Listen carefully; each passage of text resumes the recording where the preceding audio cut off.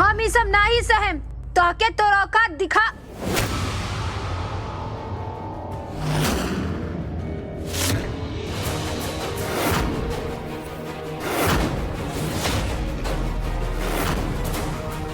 कार्तिक, बस भाई राहुल, हम इज्जत कहलाए का मतलब ही नहीं कि रउआ वैष्णवी का बेइज्जती कर चल जाए। घर के बहू पर हाथ उठावल तो के शोभा देला और मिला। दिमाग खराब हो गइल बा तोहार। अम्मा, और जन बहू करे ओकर का? ई बहू, हाँ, ई जोन करत ये शोभा देता। अपना माई जैसा सास के मुंह से निवाला छीनल, हमार बेइज्जती कैलस। ई बहू उ ठीक बा अम्मा? हाँ बोली, अन्न देवता के अपमान कैल, वो ठीक बा का अम्मा? हमरा माफ कर दही माँ जी। आखिर हमहू मजबूर बानी। घर में सभी लोग के व्रत रखल बहुत जरूरी बा। आज तक हम रउआ समय से कुछो नहीं की मांगने, आज मांगता नहीं। बस 24 घंटा खातिर रउआ ने सभी कुछ न खाए, हमार बच्चा खातिर। कहल जाला कि विश्वास में बहुत शक्ति होखेला। रउआ सभे में नहीं खेता, बस हमार खातिर कर ली।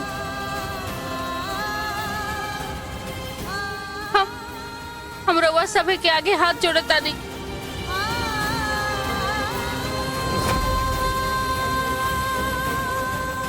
ठीक बा वैष्णवी। वैष्णवी, तोरे मन में जौन ह तौन करा। हम सब व्रत करब तोहरे साथ। अरे अम्मा, इका कहता नहीं राहुल तबीयत ठीक नहीं के, इसनो कमजोरी बर हुआ के। उपिंदर, कुछ ना हुई। 36 घंटा का छठ व्रत करबे ना करीला। 24 घंटा के व्रत में का हुई? पर पोता के खुशी में 24 घंटा तो ऐसे ही बीत जाई। हम फैसला कर ले ली है। अगर वैष्णवी के इतना उम्मीद बा, इतना चाहत बा, तो हम सब ई व्रत करब। अरे दादी, पर राहुल। उर्वशी, अगर 24 घंटे कौनो खाना ना खाई तो मर ना जाई। केहू कुछ ना खाई, सब व्रत करी हैं, कह देली हम।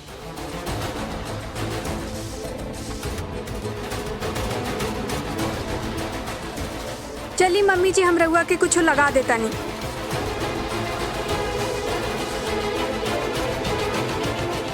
तोहरे परिवार में से कौनो अगर अन्न का एको दाना खैलन तो ऊ अन्न विष में परिवर्तित हो जाई, जैसे ओ सदस्य के प्राण जायल निश्चित बा।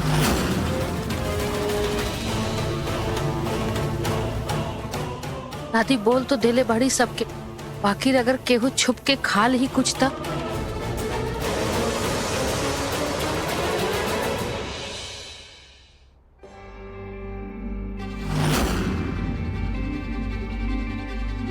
अरे तो फिर मुरझावे लागला। आखिर हम गलत का करत आने? कुछ समझ में नहीं के आवत हमरा के। हम तो ये सब ये सोच के कहले रही कि हमार बच्चा ही घर में आई तो सब खुश हुई हैं। खाली हम ना, हमार परिवार, हमार छठी मैया सब। बाकी रही कबो ना सोचले रही कि एकर वजह से हमार परिवार में इतना बड़ा मुसीबत आई। का करी अब हम? कुछ समझ में नहीं के आवत हमरा। और तू पनपे के जगह मुरझात बाड़ा। बतावा ना का करी हम? जे बिखरल बा हम ओकरा कैसे समेटी? कैसे?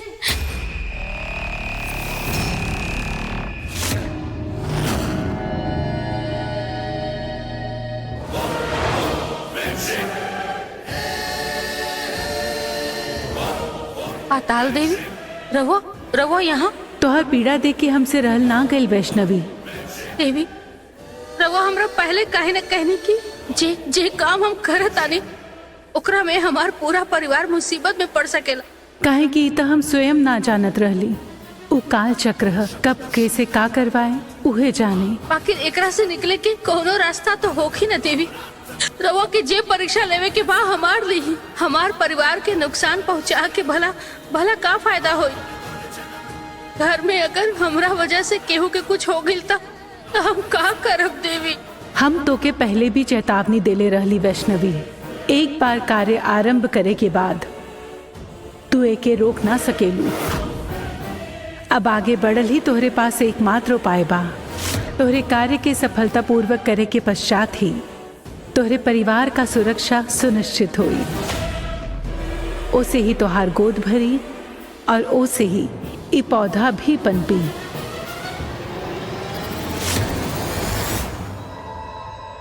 हम कुछ समझनी ना देवी। ई पौधा के काम से का लेवल देवे के बा? ई पौधा तो हमार मैया देले बाड़ी। जौन वस्तु तू हमके देले रहलू भला ऊ तोहार मैया कैसे लुटा सकेलेन? उनकर कार्य रहे तो के ई वस्तु तक पहुंचाई और ऊ कर भी देलिन। अब आगे का कार्य तो के करे के है, लेकिन ई तोहार तभी हुई जब तू सभी कार्य पूर्ण रूप से कर लेबू। अब्बो ना समझ लू, ये तहा तोहार गर्भ वैष्णवी।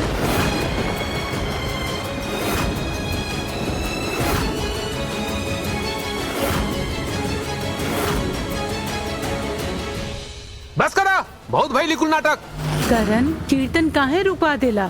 अभी व्रत और ये कीर्तन के कोनो मतलब नहीं बा। अरे जब भी भजन कीर्तन करवा वाला के मन में ही झूठ बा तो ना तो कर करवाल कोनो कीर्तन सफल होला ना व्रत सफल होला। के बात के बताओ ना। ये लड़की हमारे साथ धोखा के लिए बिया।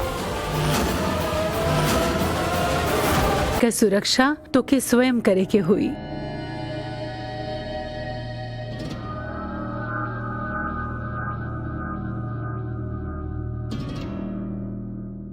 हम तोहार गर्भ के कमल के रूप में रख ले बानी और ये तभी पनपी जब तू सफलता पूर्वक अपन कार्य पूर्ण कर लेबू। और सारा कार्य पूर्ण होए के पश्चात ई कमल तो के प्राप्त हो जाई। याद रखी हा, यदि तू असफल भइलू तई सूख कर पूर्ण रूप से नष्ट हो जाए।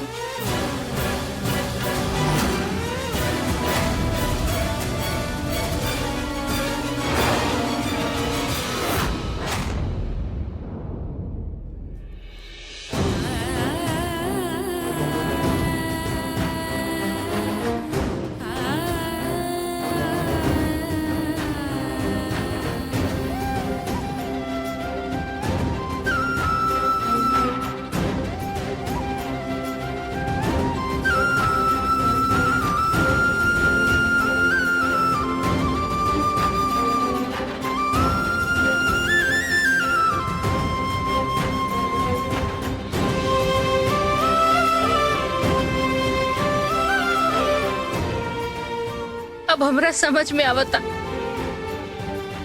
कि तारा से लगाव इतना काहे होखत रहे। काहे कि तू हमारी अंग बड़ा। तू बिल्कुल मत घबरावा। हाँ, हम कुछ ना होके देहब तारा के, कुछ ना होके देहब। और ना ही कोनो घर वाला के साथ हम कुछ होके देहब। हम बानी ना।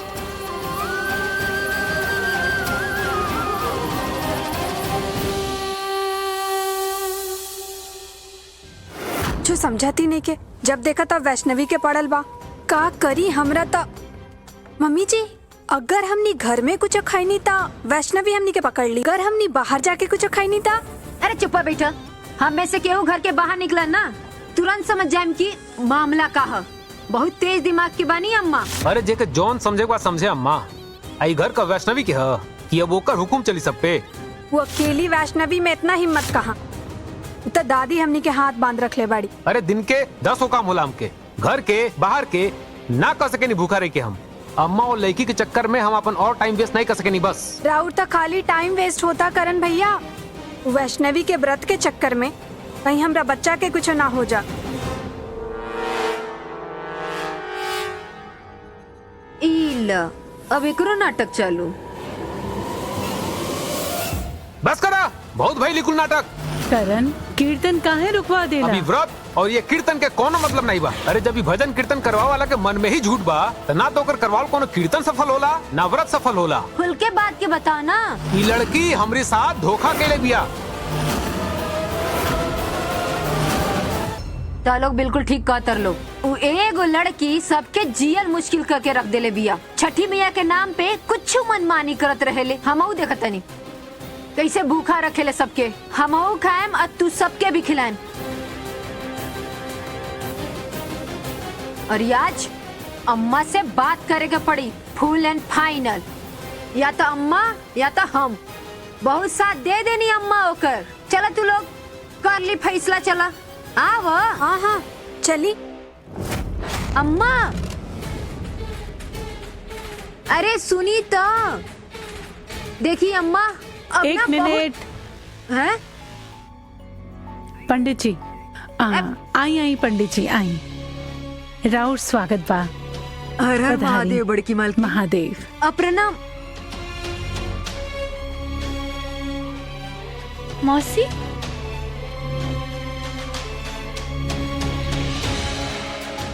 कैसन बाड़ू तू? हम ठीक बन। रवा कैसन बने? हमहू अच्छा बनी। अम्मा का होता ये सब? उर्मिला तनी शांति रखा। हमेशा घोड़ा पे सवार रहेलू। अरे वैष्णवी छठी मैया के पूजा के खातिर महाकीर्तन का आयोजन करले बानी। अब तू लोगन के खातिर 24 घंटा का व्रत कईल भूखा रहल कठिन बा। यही खातिर भक्ति में मन व्यस्त रही। खाए के बारे में सोचबू ना। यही खातिर पौने तरह ही 24 घंटा बीत जाए मैया, कोनो अनहोनी ना होके। पंडित जी आई आई आई पधारी।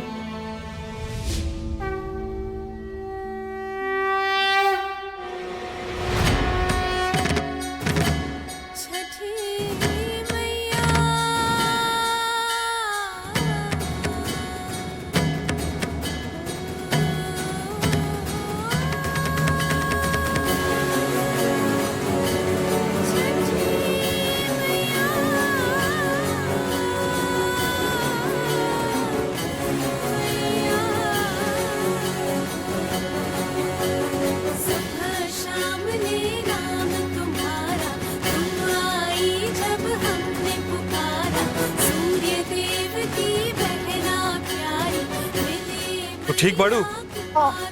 हाँ क्रैच हो। हमरा चक्कर आवता। और इनका अच्छे से ख्याल रखिए।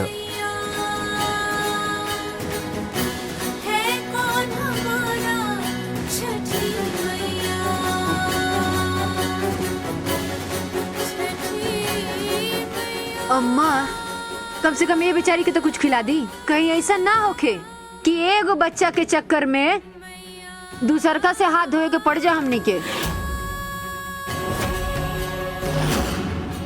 उर्मिला ऐसन बात मत करा और भजन कीर्तन में मन लगावा।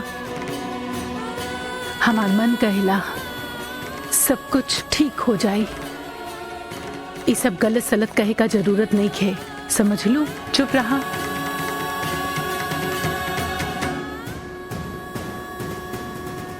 क्रैच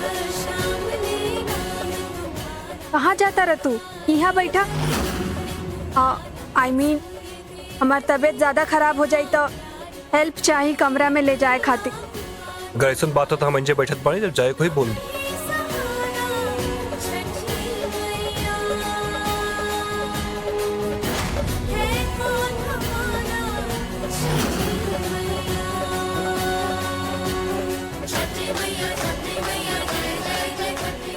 अम्मा ये पूजा से ज्यादा हमरा खातिर पेट पूजा मैटर करता।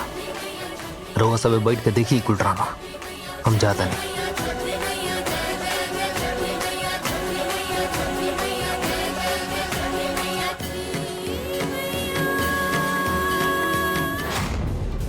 ये करण भैया कीर्तन के छोड़ के बीच में कहाँ जा?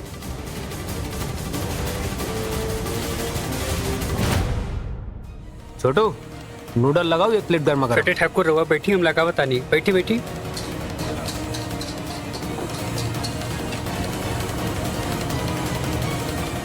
कृतिका देवी ई स्वादिष्ट भोजन देख हमार मन भी ललचता। सदियों से हम कोनो व्यंजन का स्वाद ना ले ली। कृतिका देवी रउआ हमार खातिर व्यंजन का प्रबंध ना करब। ई प्रबंध के कौनो आवश्यकता नहीं खे, काहे कि करण की मृत्यु का स्वाद रउआ के शांत कर दे। राउर भोजन के इंतजाम हम शीघ्र ही करब देवी। किंतु अभी तो आप करण की होकर मृत्यु का स्वाद लेते हुए देखी। संसार में कैसन कैसन मनुष्य होला लो मैया। एक कलयुग में का एगो भाई के खुशी खातिर दूसर भाई एक दिन खातिर व्रतो न रख सकेला, ऊपर से भजन कीर्तन के भी अवहेलना कैलस। अगर उनके कुछ भइल त एक दोस्त उन्हीं के लागे के चाहे ना शैशव, आज चाहे केहू के भी प्राण जाई तो ओकर पाप वैष्णवी के ही सहराई।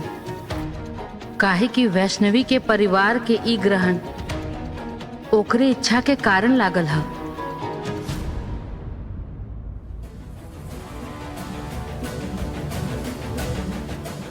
करण भैया जरूर केहू के खाना के दुकान में गइल बाड़न। बाकिर कहाँ गइल बाड़न उ?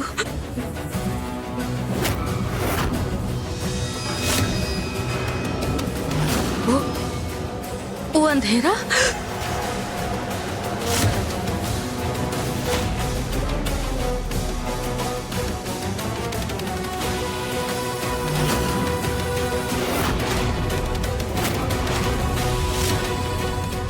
वो अंधेरा।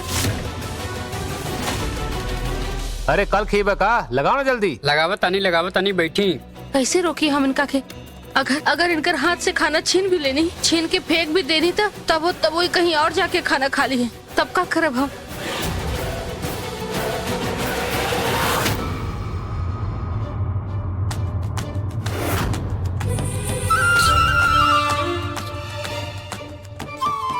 जी बाबा।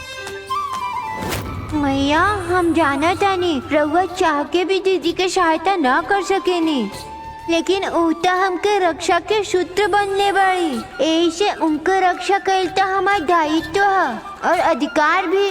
मैया हमके आज्ञा दी।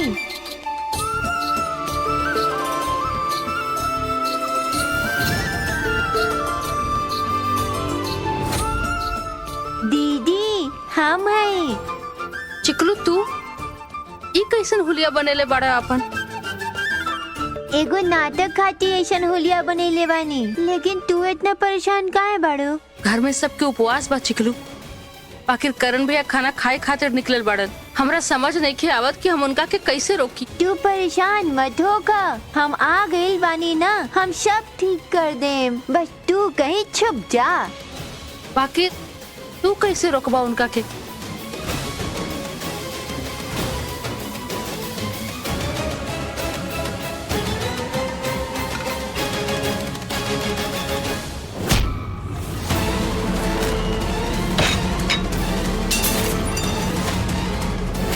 अरे बुढ़ऊ दिमाग खराब बका। खाना काहे फेंकला हमार? काहे फेंकला? हाँ मर जाइबा तू, खाइबा त मर जाइबा तू, मर जाइबा। जे भी खाई मर जाए, खाइबा त मरबा तू, मरबा। खाइबा त मरबा तू, मर जाइबा तू, मर जाइबा।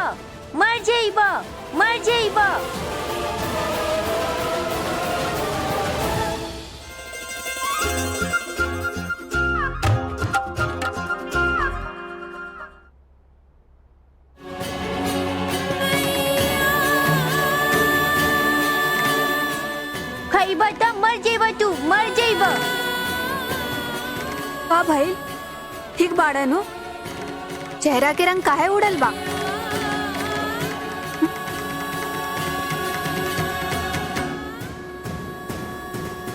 धन्यवाद चिकलू। अभी खातिर तू जा, आगे के हम देख ले हूँ। तू जा। घर पे काला साया पड़ल बा, घर ले जाके एकर जान मुसीबत में ना डाल सके नहीं हम।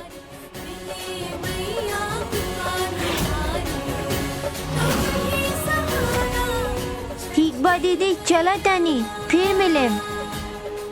ई बच्चा तो साधु के कपड़ा में रह बे। खाइबा त मर जाइबा तू, मर जाइबा।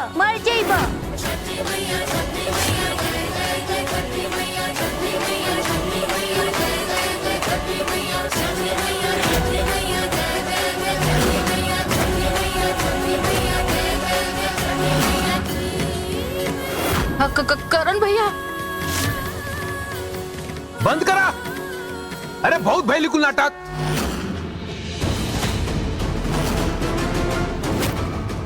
करण का हो गई?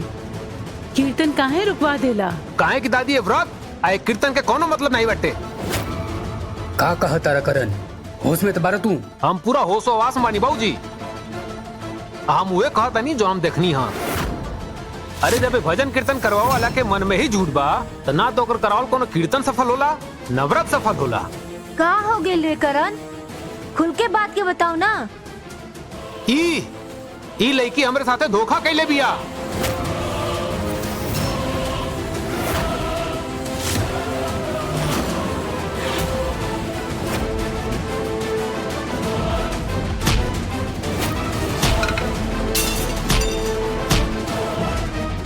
भैया बोले लेना करण के भाई के साथ ऐसा छल कर जाला का? हमनी के खुदे सच के पाठ पढ़ावत रहेलू और खुदे ऐसा टेढ़ा चाल चलत रहेलू। छी छी छी।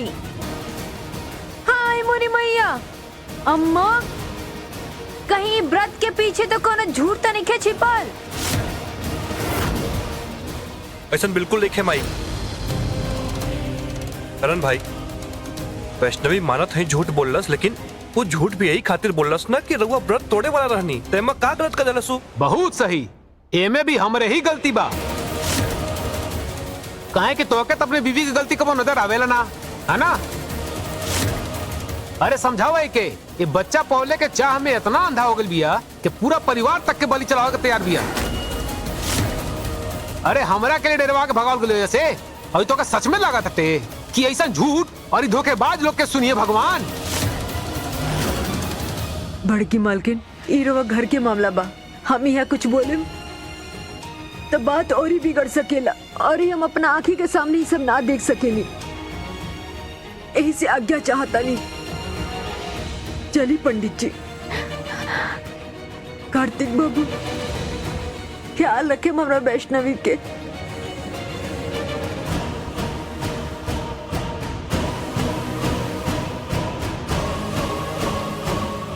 अब काहे चुप खड़ा बनी रहुआ लोग? बोलत काहे नहीं गिरवा सबे? चुप हो जा। हम काहे चुप रही दादी? हर बारे घर में हम ही के चुप करावल जाला। पहले कार्तिक की वजह से और अभी वैष्णवी की वजह से। एक झूठ तरुआ सबे के नजर नहीं आवेला। अरे आपन बात मनवाओ खातिर ई लड़की कोनो भी हद तक जा सकेले। हद तक रउआ क्रॉस करता नहीं। करण भाई का गलत कहसु? रउआ व्रत तोड़े वाला रहनी यही मारे वो झूठ बोललस तो मैं का गलत बा? का गलत कैली? हर बार हम ही के समझे के पड़ेला। एकरा कब अकल आई? हर बार ओके समझे के जरूरत नहीं है। अब काहे चुप खड़ा बनी रहुआ लोग? अरे रउआ परिस्थिति समझी ना होकर। कार्तिक ऐसे आपस में मत लड़ा। चुप हो जा लोग। अम्मा अम्मा अम्मा अम्मा दादी